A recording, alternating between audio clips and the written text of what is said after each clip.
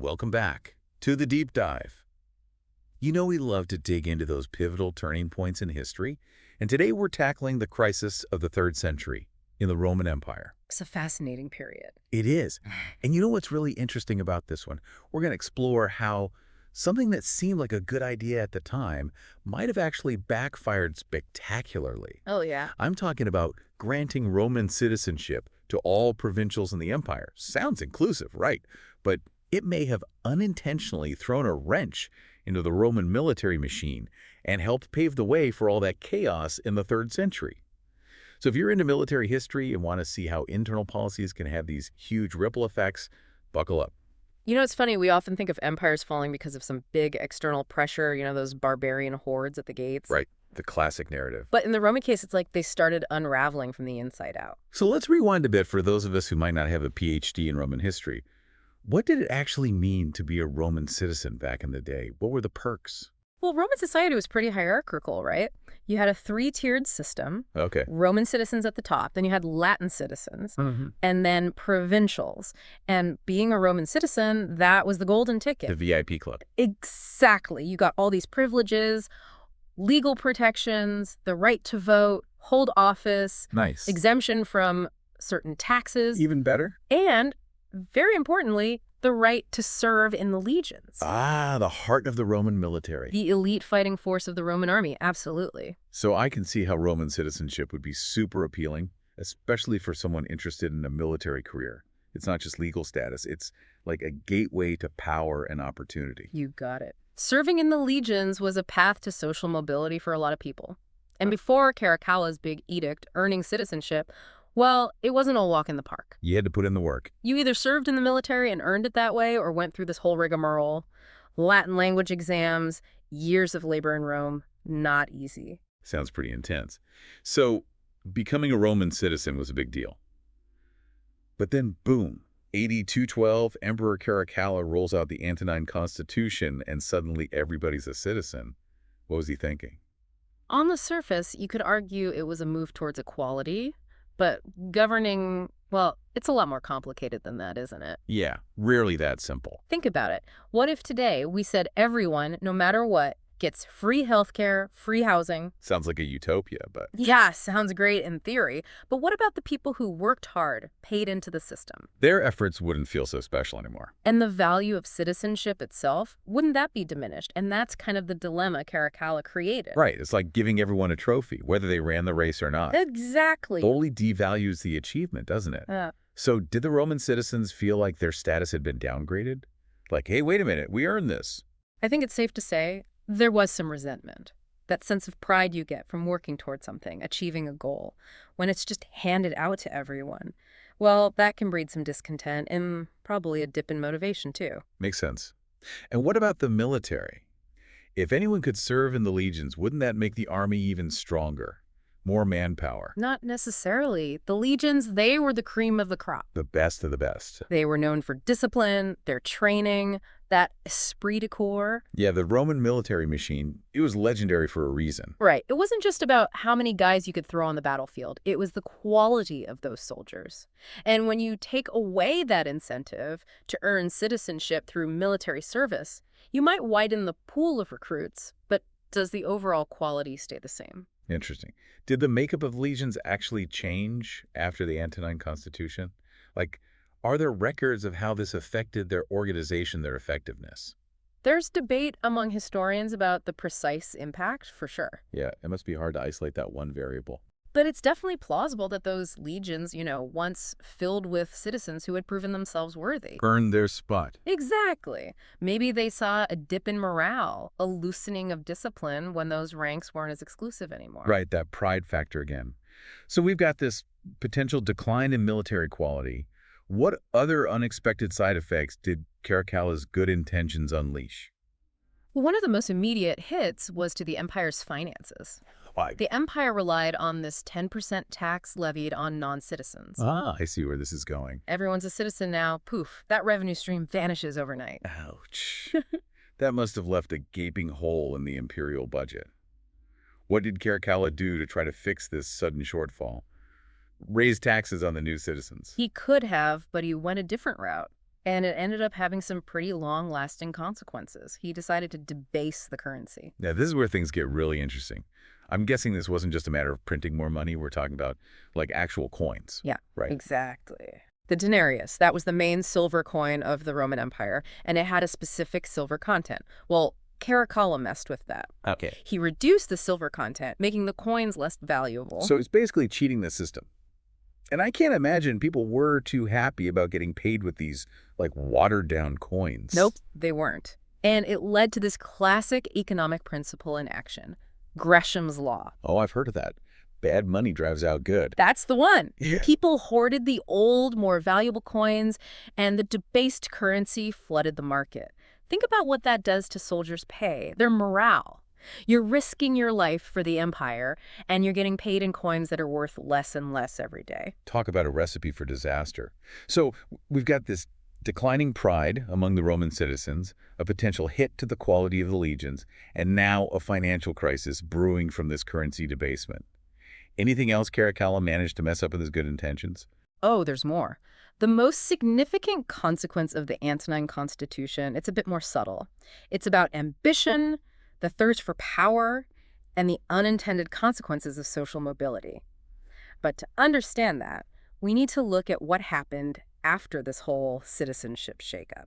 All right, things are getting juicy. Let's dive into that next. Well, let's just say Caracalla's story doesn't have a happy ending. Oh, I bet not. AD 217, he's on a campaign against Parthia, and boom, assassinated by one of his own guards. Classic Roman drama right there. Yeah. Backstabbing at its finest. So did things settle down at all after his rather abrupt departure? Not exactly. The Praetorian Guard, you know, the emperor's personal bodyguard. Oh, yeah, they always love to get involved. Always meddling in imperial politics. Well, their commander, Macrinus, he saw his chance and grabbed power, but his reign was short-lived. Figures. So more chaos, more instability. Who steps into the power vacuum this time? Caracalla's aunt, Julia Maesa. Now, this lady, she was a real power player. Okay, I'm intrigued. She orchestrates this coup, gets her 14-year-old grandson, Elagabalus, on the throne. A teenage emperor. What could possibly go wrong? Pretty much everything. Elagabalus, he was way more into those lavish parties, scandalous affairs than actually, running an empire. Sounds like a recipe for disaster. It was. He even tried to replace the traditional Roman gods with this Syrian sun god, Elagabal. Talk about a culture clash. The Roman elite, they were not amused. I bet not. Yeah. So what did they do? Did they just put up with this teenage emperor's shenanigans? Julia Maesa, she realized she'd made a bit of a mistake. Yeah, backing the wrong horse there. Exactly. So she does what any savvy Roman power player would do, orchestrates another coup. Here we go again, round two. This time, she replaces Elagabalus with her other grandson, Alexander Severus. He becomes the last emperor of the Severan dynasty. Okay, so new emperor, fresh start, maybe? Did Alexander Severus manage to fix any of the problems that Caracalla's citizenship policy had created? Alexander Severus, he was a more capable ruler, compared to his predecessor, but it was an uphill battle. Remember all those potential problems with the legions after the Antonine Constitution? Yeah, like their sense of pride taking a hit, motivation waning. By this point, the army was relying more and more on soldiers motivated mainly by money. Right, because that whole earning citizenship through service thing, that was out the window. Gone. What happened? Did this lead to problems within the army? You bet. It created this really risky dynamic. And when Alexander Severus, under his mother's influence, tried to hold back their pay, save some money. Oh, no. Never a good idea to mess with a soldier's pay. Big mistake. Right. They revolted, assassinated Alexander Severus and his mother in AD 235. End of the Severan dynasty. Grim ending for the Sevens. But I'm seeing a connection here back to the Antonine Constitution. It's like that policy inadvertently set the stage for this more volatile mercenary army, and that ultimately contributed to the emperor's downfall. Exactly. The Roman army, once this bedrock of stability and strength, now a major source of instability. And those consequences, well, they were about to be felt throughout the empire. This brings us to that fourth, maybe most significant consequence of the Antonine Constitution we touched on earlier, the one about increased ambition for the throne. Okay, color me intrigued. How did granting citizenship to everyone make people even more ambitious? Well, think about it. Roman citizenship, that was always the ticket to power, right? But for those born outside of Rome, it was this long, difficult road, often through military service.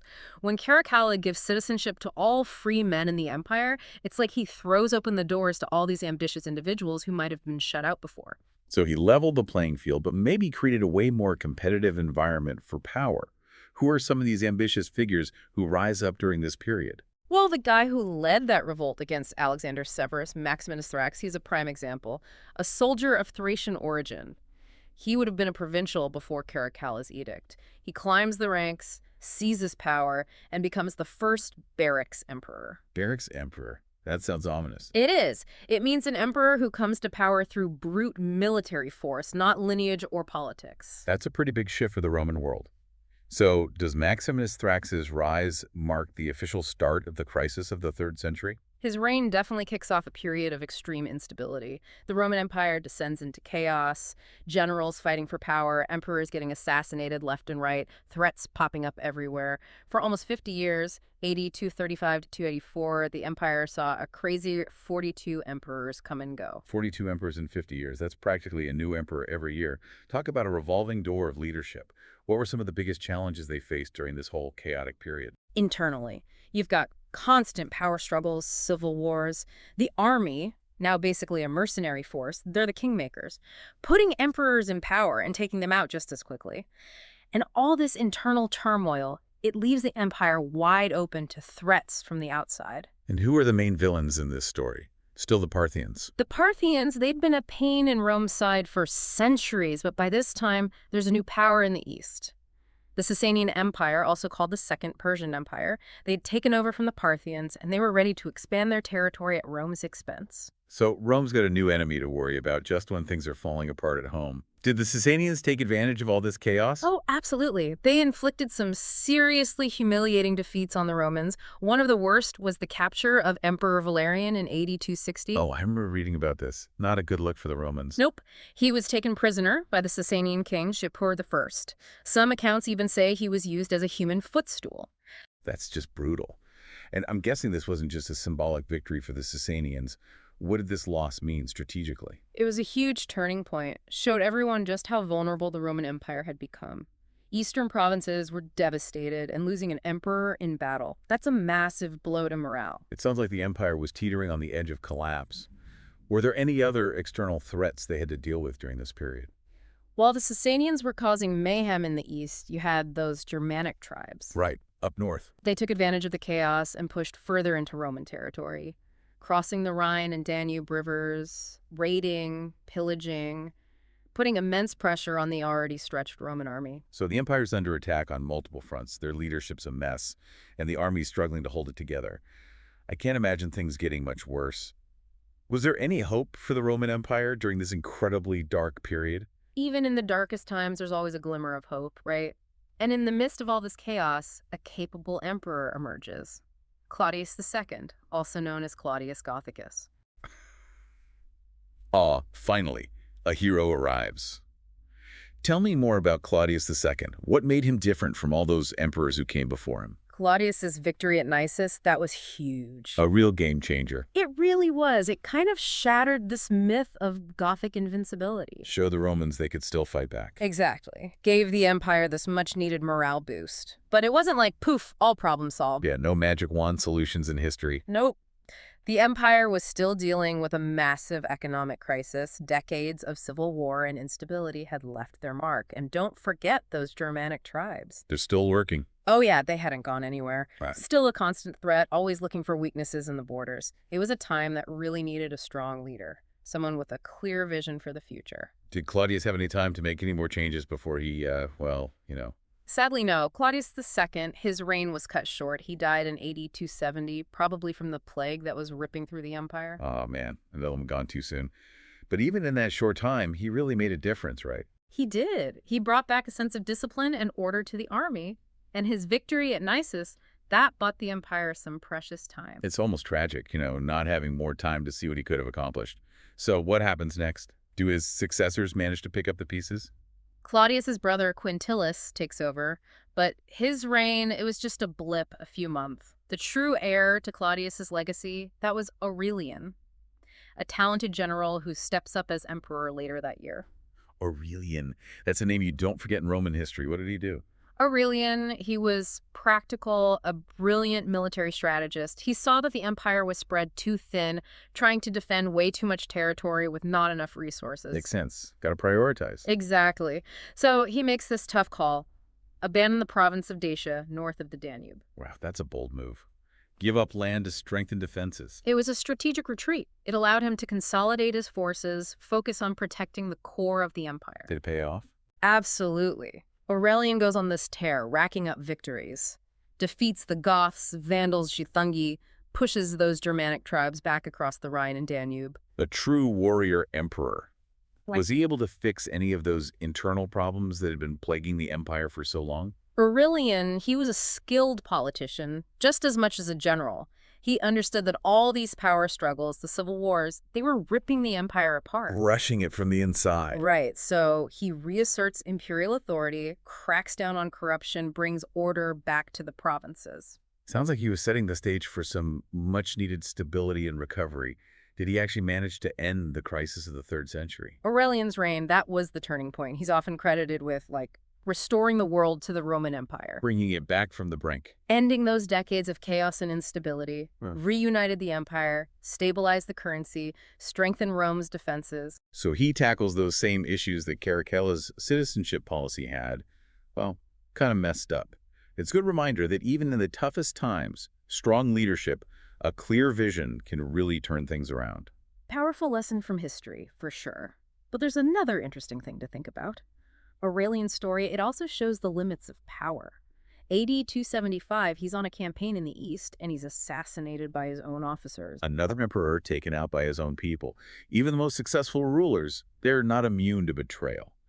So what happens after Aurelian's death? Does the empire fall back into chaos? Thankfully, no. Aurelian had laid a really solid foundation, and those who came after him, especially Diocletian and Constantine, they built on those reforms, ushering in a period of renewed stability and prosperity. So even though the crisis of the 3rd century was this time of massive upheaval and turmoil, it led to a kind of transformation and renewal. Pretty amazing how empires can adapt and evolve even when facing these huge challenges. It is. The crisis of the 3rd century, it pushed the Roman Empire to its absolute limit, exposed those internal weaknesses, forced them to confront their vulnerabilities, but it also showed how resilient the empire was, how they could adapt, reform, and ultimately survive. So what's the takeaway for our military history buff listening in?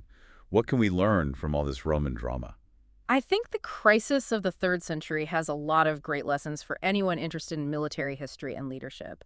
Shows how vital, strong, decisive leadership is, especially during a crisis. Right, and how a decision that seems small can have these huge unintended consequences. Exactly. Affecting society, weakening a nation's defenses. Absolutely. And it also emphasizes the importance of military discipline, good logistics, and being able to adapt on the battlefield. Claudius II's victory at Nisus, that proves how powerful tactical brilliance can be. Having a well-trained, well-equipped army, that's essential. Absolutely. And maybe most importantly, the crisis of the 3rd century reminds us that even the strongest empires, they're not unbeatable. Right. They're complex systems that need constant attention, adaptation, and a willingness to learn from their mistakes. That's a great thought to wrap things up with. Thanks for taking us on this deep dive into the crisis of the 3rd century. It's been an amazing journey through a crucial period in Roman history, full of intrigue, political maneuvering, military triumphs, and ultimately the story of an empire overcoming its greatest challenge. It's been a pleasure exploring this fascinating era with you. I hope our listeners will be inspired to keep digging into the complexities of Roman history and those timeless lessons it has for us today. And to our listeners, we hope this deep dive has given you some fresh perspectives on how politics, economics, and military strategy all intertwined to shape history. Until next time, keep exploring, keep questioning, and keep those history books open.